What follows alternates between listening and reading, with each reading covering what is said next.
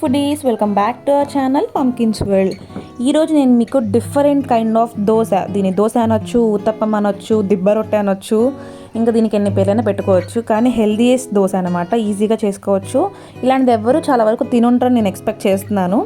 ఒకసారి వీడియో చూసి ట్రై చేయండి, ఎలా ఉందో కూడా నా కమెంట్స్లో షేర్ చేయండి. ముందు ఒక పెద్ద సొరకాయ తీసుకోవాలన్నమాట. మేమైతే ఒక పెద్ద సొరకాయ తీసుకున్నాము. దాన్ని ఇలా తురుముకోవాలి ముందు చిన్న చిన్నగా, ఓకేనా? అంతా తురుముకోవాలి మొత్తం. ఆ సీడ్స్ ఉన్నా పర్లేదు, ఏమున్నా పర్లేదు, మొత్తం నీట్గా తురుముకోవాలి. ముందు స్కిన్ అంతా పీల్ ఆఫ్ చేసేయాలన్నమాట. ఇక్కడ వీడియోలో చూస్తున్న విధంగా మీరు స్కిన్ అంతా తీసేసి ఇలా పీల్ ఆఫ్ చేసేసి ఇలా తురుముకుంటూ మొత్తం రెడీ చేసి పెట్టుకోండి.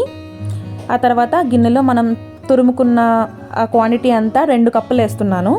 2 కప్పుల సొరకాయకి 1 కప్పు బియ్యం పిండి పట్టిద్ది అనమాట. మెయిన్గా కావాల్సిన ఇంగ్రీడియంట్స్ ఇవే.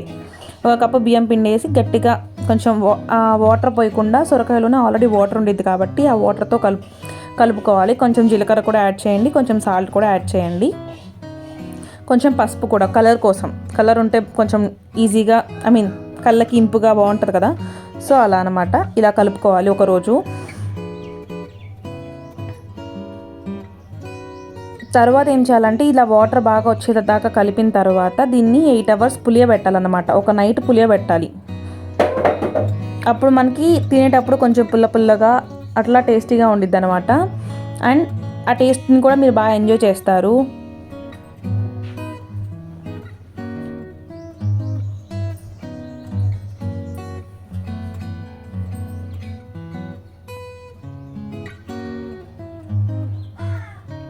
ఇలా బాగా వాటర్ మొత్తం వచ్చి పిండంతా బాగా కలిసేలా కలుపుకోవాలి. అప్పుడు ఇంకా చాలా నీరు వచ్చింది అనమాట 8 అవర్స్ తర్వాత డే మార్నింగ్ మేము ఇలా కొన్ని ఆనియన్స్, చిల్లీ, కొత్తిమీర, జీలకర్ర కూడా యాడ్ చేసాము. ఇది యాడ్ చేయకుండా కూడా బాగుండిద్ది, యాడ్ చేసినా కూడా బాగుండిద్ది. ఇప్పుడు కొంచెం టెక్స్చర్ లూజ్ అయింది చూసారా. ఇలా మనం దోశ వేసుకునే కన్సిస్టెన్సీకి నెక్స్ట్ డేకి ఇలా వచ్చింది అనమాట.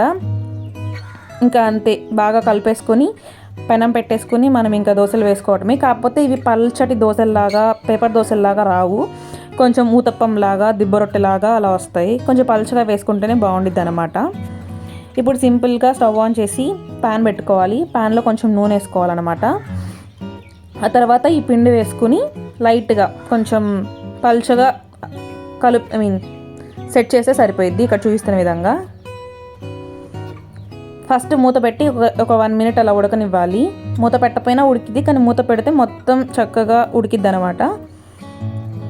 ఇలా రౌండ్ షేప్ వచ్చేలాగా మనం సెట్ చేసుకోవాలి, దోశ షేప్ వచ్చేలాగా. దీని మీద ఆనియన్స్, చిల్లీస్ ఏవైనా మళ్ళీ జల్లుకోవచ్చు అలా పిండిలో కలపకుండా.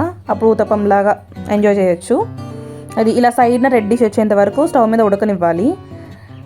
అలా సైడ్న రెడ్డిష్ వచ్చినప్పుడే మనం రిటర్న్ తిప్పుకోవాలన్నమాట. ఇంకా అంతే అండి, ఈజీగా టేస్టీగా చేసుకునే సొరకాయ దోశ ఆర్ సొరకాయ uttapam ready.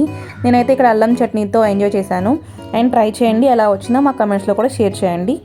Thank you for watching.